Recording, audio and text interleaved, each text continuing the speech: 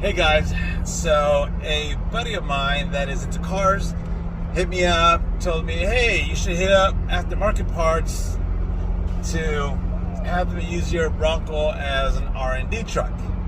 I'm like, okay. I looked up at a few local manufacturers, shot them an email, and one of them actually hit me back. So now I'm on my way to AFE Performance to get their cold air intake system and a retune on my Bronco, so they can see how well their system performs, and also they can put the numbers up on their website when they start selling the part.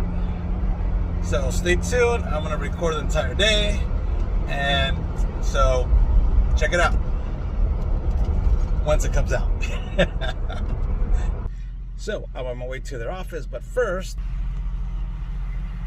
it is coffee time.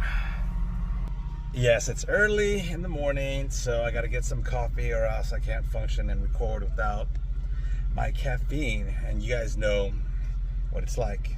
So anyways, stay tuned and look out for that video that's going to be coming out, I don't know, in a few days to a week. Look at all of these beauties. The only thing missing is my Bronco.